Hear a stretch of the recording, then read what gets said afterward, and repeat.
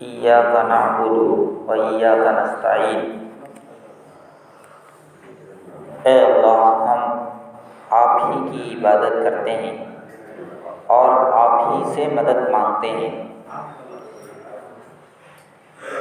تو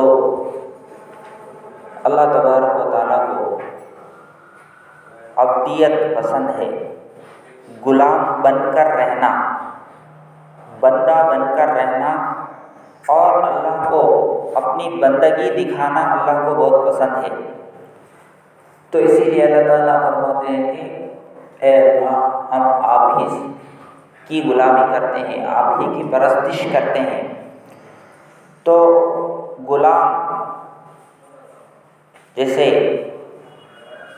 غلام ہوتا ہے، غلام کو آقا کبھی بھی کوئی بھی حکم دے سکتا ہے، اس کو کبھی بھی نیند سے اٹھا سکتا ہے، کبھی بھی اس کو کھانے سے اٹھا سکتا ہے، کھانا چھوڑ دے یہ کام کر، اور کبھی بھی کوئی بھی کام دے سکتا ہے، فلاں کام کر۔ اور یہ غلام یہ نہیں کہہ سکتا کہ یہ کام میں نہیں کر سکتا، یہ گندا کام ہے، یہ اس میں بدبو آ رہی ہے، یہ فلاں ہے، ایسا ہے ویسا ہے، کچھ نہیں بول سکتا ہے، کیونکہ غلام وہ آقا جو بھی حکم دے دے وہ آقا کی بات ضرور سنے گا، آقا کی ہر حکم کو پورا کرے گا۔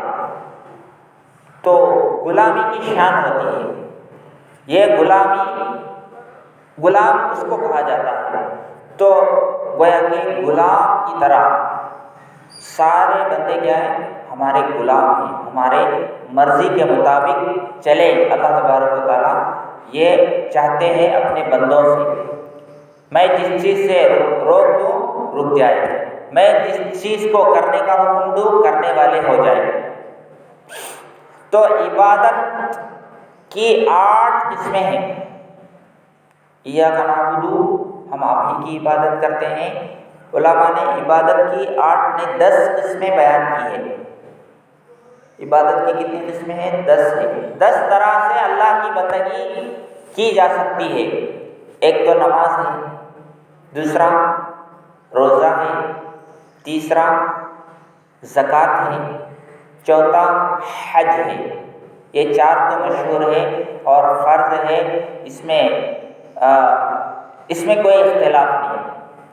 اور قرآن پاک کی تلاوت بھی عبادت ہے۔ قرآن پاک کی تلاوت کرنا، پڑھتے ہیں نا، اس کو سمجھنے کی کوشش کرنا، اس کی تعلیم دینا، یہ بھی عبادت ہے، عبادت میں داخل ہے۔ کوئی فالتو کام نہیں ہے، کوئی ویسٹ کام نہیں ہے، بلکہ یہ بھی عبادت ہے، اللہ کی بندگی ہے، اس سے بھی اللہ خوش ہوتے ہیں۔ اور ذکر کرنا، ہر حال میں اللہ کو یاد کرنا۔ اب اس میں ساری دعائیں آ جاتی ہیں، سارے الفاظ آ جاتے ہیں ذکر کے، جیسے تیسرا کلمہ ہے، استغفار ہے، اور درود ہے، اور ایسے ہی مسنون دعائیں جو کھاتے وقت، کھانے کے بعد، مسجد میں داخل ہوتے وقت، نکلنے کے بعد، بیت الخلاء میں جانے سے پہلے، بیت الخلاء سے باہر آنے کے بعد، سونے سے پہلے، سو کر اٹھنے کے بعد، گھر میں داخل ہوتے وقت، گھر سے باہر نکلتے وقت، سواری پر بیٹھے، کسی جگہ پر پہنچے، تو یہ مسنون دعائیں، دودھ پینے کی دعا ہے، مسنون دعائیں بے شمار ہے۔ تو یہ سب یہ بھی عبادت ہے، اللہ کو یاد کرنا یہ بھی ایک عبادت ہے۔ اور حلال روزی کمانا، یہ بھی اللہ کی عبادت ہے، کیونکہ اللہ کا حکم ہے فَإِذَا قُضِيَتِ الصَّلَاةُ فَانتَشِرُوا فِي الْأَرْضِ وَابْتَغُوا مِن فَضْلِ اللَّهِ۔ جب نماز سے فارغ ہو جاؤ فَابْتَغُوا مِن فَضْلِ اللَّهِ، تو فَانتَشِرُوا فِي الْأَرْضِ، زمین میں پھیل جاؤ، یعنی چلے جاؤ۔ نماز ہو جائے تو مسجد میں بیٹھے مت رہو، بلکہ زمین میں چلے جاؤ، اپنے اپنے کاموں میں لگ جاؤ۔ وابتغوا من فضل اللہ، اللہ کا رزق تلاش کرو۔ اللہ نے جو تمہارے لیے رزق مقرر کیا ہے وہ تلاش کرو، یعنی حلال روزی کمانے کا حکم اللہ نے خود دیا ہے، تو یہ بھی عبادت ہے، تو یہ بھی ایک عبادت ہے، حلال روزی کمانا۔ پڑوسیوں کے حقوق ادا کرنا یہ بھی عبادت ہے۔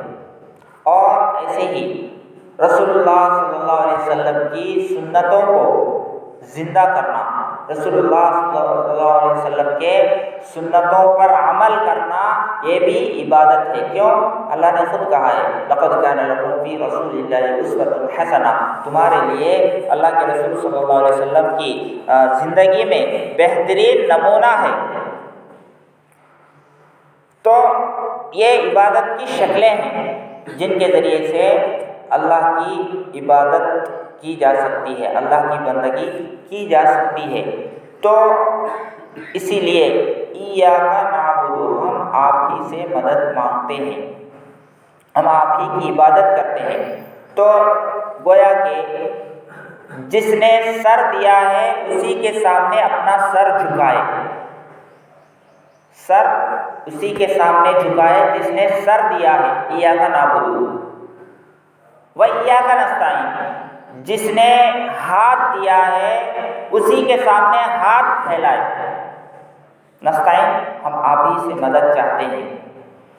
تو عبادت بھی آپ ہی کی ہوگی، بندگی بھی آپ ہی کی ہوگی، اور مدد اللہ سے ہی چاہنا چاہیے، اللہ سے مدد مانگے۔ اب یہ کوئی کہہ سکتا ہے کہ ہم آپس میں ایک دوسرے کی مدد لیتے ہیں، یعنی کسی کو گھر بنانا ہے تو بلڈر انجینئرنگ کی مدد لیتا ہے، اور جو ہے کوئی جو ہے بیلدار میستری سے مدد لیتا ہے، اور جو ہے بیمار ہو گیا تو ڈاکٹر سے مدد لیتا ہے، اور دوسرے بہت سارے کاموں میں دوسروں سے مدد لیتا ہے، مدد مانگتا ہے۔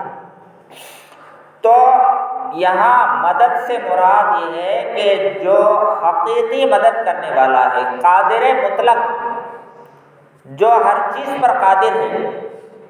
تو یہ جو بندوں سے جو مدد لی جاتی ہے یہ سبب کے طور پر ہے، حقیقی مالک سمجھ کر، حقیقی قدرت والا سمجھ کر اس سے مدد نہیں لی جاتی، بلکہ اللہ نے خود حکم دیا ہے کہ تم آپس میں ایک دوسرے کی مدد کرو، آپس میں ایک دوسرے سے مدد سے کام لو۔ تو یہ سبب کے طور پر ہے، حقیقی مددگار اللہ تبارک و تعالیٰ ہے۔ قادر مطلق ذات کسی کو نہیں سمجھا جاتا۔ ڈاکٹر کے پاس آدمی جو ہے اس لیے جاتا ہے کہ یہ سبب ہے، کیونکہ شفا ڈاکٹر نہیں دے سکتا، دوائی کے اندر شفا نہیں ہے۔ اگر شفا ڈاکٹر دے سکتا یا دوائی کے اندر شفا ہوتی تو ایک ہی رقم کی بیماری، ایک ہی قسم کی بیماری کئی لوگوں کو ہوتی ہے، دوا ڈاکٹر سب کو ایک ہی دیتا ہے، لیکن اس میں سے ایک کو اچھا ہو جاتا ہے، لیکن ایک کو جو ہے بیماری بڑھ جاتی ہے، ایک کو شفا نہیں ملتی۔ تو اس سے کیا معلوم ہو رہا ہے کہ دوا میں شفا نہیں ہے، ڈاکٹر کے ہاتھ میں شفا نہیں ہے۔ تو سبب کے طور پر جاتا ہے، کیونکہ اللہ نے ڈاکٹر کو یہ ہنر دیا ہے، اس کو انسان کی باڈی میں کیا چلتا ہے، کیا کیا چلتا ہے، اس کو اللہ نے علم دیا ہے۔ تو اس کو صرف دکھانے کے لیے، وہ باڈی چیک کرانے کے لیے، باڈی کی حالت، پوزیشن، باڈی کا کنڈیشن کیا ہے، وہ دکھانے کے لیے جاتا ہے۔ اس سے وہ جو ہے مدد ایسا نہیں مانگا جاتا جیسے اللہ سے مانگی جاتی ہے، وہ مدد نہیں ہے، بلکہ وہ ہیلپ، وہ جو ہے ایک دوسرے کی مدد۔ تو اللہ تبارک و تعالیٰ حقیقی مالک ہے، قادر مطلق ذات ہے، ہر چیز پر قدرت رکھتا ہے، ہر کام بنا سکتا ہے۔ ایک آدمی کو ایک چیز میں مدد کی ضرورت ہے تو وہ جو کر سکتا انہیں وہی کر سکتا، ایک آدمی ایک فیلڈ والا ہے، انہیں اسی لین کی مدد کر سکتا، دوسرے لین کی مدد نہیں کر سکتا۔ مثال کے طور پہ ڈاکٹر ہے تو وہ باڈی کے دور تک مدد کر سکتا ہے، دوسرے لین کا آدمی، لیکن اللہ تبارک و تعالی ہر طرح کی مدد پر قادر ہے۔ کسی ایک چیز میں متعین نہیں ہے کہ جو ہے اس طرح کی مدد ہے تو تم میرے سے مانگ سکتے ہو، دوسری طرح کی مدد ہے تو میں نہیں کر سکتا، ایسا نہیں ہے۔ اللہ تعالیٰ ہر اعتبار سے ہر معاملے میں ہر قسم کی مدد کر سکتا ہے، قادر ہے۔ اس لیے ایاک نعبد و ایاک نستعین، ہم آپ ہی کی عبادت کرتے ہیں اور آپ ہی سے مدد مانگتے ہیں۔